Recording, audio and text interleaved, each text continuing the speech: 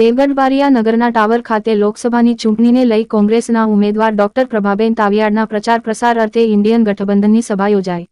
લોકસભાની ચૂંટણીને લઈ ઇન્ડિયન ગઠબંધન હેઠળ કોંગ્રેસ પ્રદેશ પ્રમુખ તેમજ આપના નેતાના અધ્યક્ષસ્થાને સભા યોજાઈ। દેવગઢ બારિયા તાલુકા મથકે ખાતે દાહોદ 19 લોકસભા બેઠકના કોંગ્રેસ પાર્ટીના ઉમેદવાર ડોક્ટર પ્રભાબેન તાવિયાડના પ્રચારનો ઢંઢેરો પીટાવ્યો હોય તેમ ઇન્ડિયન ગઠબંધન હેઠળ સભા યોજાઈ, જેમાં કોંગ્રેસ પ્રદેશ પ્રમુખ શક્તિસિંહ ગોહિલ, આમ આદમી પાર્ટીના નેતા ઈશુદાન ગઢવી ઉપસ્થિત રહ્યા હતા અને ઈશુદાન ગઢવીએ ભાજપ ઉપર પ્રહાર કરતાં જણાવ્યું કે આ સરકારના રાજમાં મનરેગા યોજનામાં કેટલોય ભ્રષ્ટાચાર થયો છે, આ ગરીબોનું લોહી ચૂસે છે, ગરીબોને રૂપિયા આપવાના બદલે પોતાના બંગલા બનાવે છે। સાથે એમ પણ જણાવ્યું કે અમેરિકાના ટ્રમ્પ આપણા ત્યાં આવ્યા ત્યારે તેમની પત્નીએ સરકારી સ્કૂલ જોવા માટે જીદ કરી હતી, ત્યારે ગુજરાતમાં કોઈ સરકારી સ્કૂલ સારી ન હોવાના કારણે તેમને દિલ્હીની સરકારી સ્કૂલ બતાવવામાં આવી હતી। જ્યારે શક્તિસિંહ ગોહિલે ભાજપને આડે હાથે લેતા જણાવ્યું, નળ સે જળ યોજનામાં લાગેલા નળ ખોલીએ તો પાણી નથી આવતું અને ઉપર બીજેપી લખેલું હોય છે, એટલે કે બીજે જઈને પાણી પી તેમજ મુઠ્ઠીભરને માલામાલ કરનાર ભારતીય જનતા પાર્ટીના તમારી કે મારી થવાની છે, તેના લોકોની એ તો ખાલી માલેતુજારની પાર્ટી હોવાનું જણાવ્યું હતું। ત્યારે કોંગ્રેસ ચૂંટણીના લડે તે માટે તેમના બધા એકાઉન્ટ ફ્રીઝ કરી દીધા, જ્યારે ભાજપે 82 અબજ 52 કરોડ રૂપિયા ભેગા કર્યા છે। ત્યારે ભાજપ ઉપર પ્રહાર કરતાં કોંગ્રેસ પાર્ટી દ્વારા અનેક યોજનાઓ જાહેર કરવામાં આવી છે।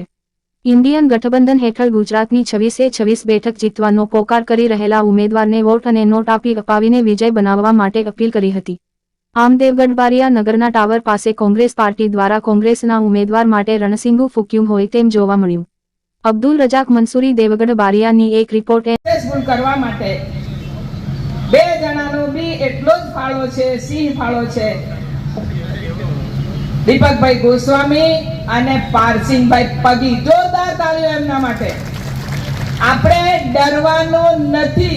આપણા દેવગઢ બારિયાના ધાનપુરમાં હું સાબિત કરીને બતાવું, મારી ગાડીની ફાઇલ 80 કરોડ રૂપિયાના રોડ ખાઈ ગયા। કેટલા? એમના સોરાના ખાતામાં પૈસા નાખી દીધા। એ કુના પૈસા? આપણા પબ્લિકના પૈસા ભાઈ। રોજના 75 રૂપિયા ટેક્સ ભરીએ છીએ આપણે, બાળક જન્મે ત્યાંથી। એટલે મહેરબાની કરીને સાહેબને થોડી ઉતાવળ છે, એટલે હું તમને એટલું જ કહું કે ભાઈ આ વખતે એટલા નહીં છેતરાતા હો, આ વખતે હજુ નહીં છેતરાતા। એક આ શંકરાચાર્યજી મહારાજે કીધું કે અધૂરા મંદિરમાં રામ લલ્લાને બેસાડો અને પછી ઉપર ગુંબજનું કામ કરવા કે કળશ મૂકવા માટે મજદૂર જાય તો મજદૂરના ચરણ, એના પગ એ રામ લલ્લાની ઉપર હોય તો આ પાપમાં પડ્યા કહેવાય, માટે આ ના કરે। કોઈ નથી માનતા। હવે આ રામનાય નથી, આ રહીમનાય નથી, આ શેના છે? બરાબર ને? મારી આદિવાસી બેન દીકરી, મારા યુવાનો છે અને એ પ્રભાબેનને જીતાડીને દિલ્હી મોકલશે। જેમ સેતુ બનાવતી વખતે એક પક્ષી ચાંચમાં પાંદડું લઈને નાખતો હતો, જાંબુવન જેવા મોટા પહાડ નાખતા હતા તો ખિસકોલી ધૂળમાં આળોટી અને ત્યાં જઈને પાછી આળોટતી હતી। કોઈકે કહ્યું કે તું શું કરે છો? તે કે મારા રૂમાડામાં થોડી ધૂળ ચોંટે ને, હું ત્યાં જઈને નાખું તો મારું સેતુમાં કંઈક યોગદાન ગણાય ને। અને ત્યારે લંકાની નગરી ધ્વંસ થઈ હતી। હું વિનંતી કરીશ કે 5 પૈસા આપી શકે, 5 પૈસા આપે, મોટું આપી શકે। 5 થી કોંગ્રેસે નરેગા યોજના કાઢેલી છે અને આ 2005 થી યોજના છે, એમાં નિયમ એવો છે કે દરેક મજૂરને 100 દિવસની મજૂરી આપવામાં આવે અને 300 રૂપિયાનો રોજ ગણવામાં આવે। એક દિવસનો તો એક જણાને 100 દિવસની મજૂરી કેટલા હજાર થાય? 30,000 રૂપિયા એક ઘરમાં આપણી આવક આવે।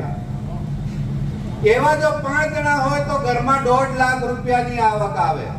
કોના ઘરમાં 1.5 લાખ રૂપિયા આયા? કોઈને ત્યાં મજૂરી આવી? મજૂરી આવી પાછળવાળા ભાઈઓ?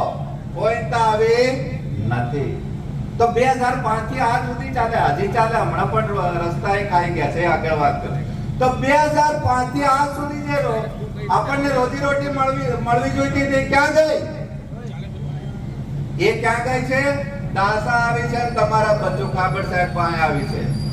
સાથે સાથે એમાં રસ્તા આવે, શું આવે એમાં?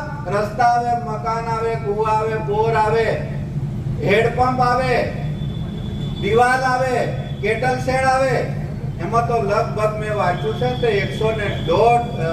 110 જેવી યોજનાઓ છે. આપણે ખેતર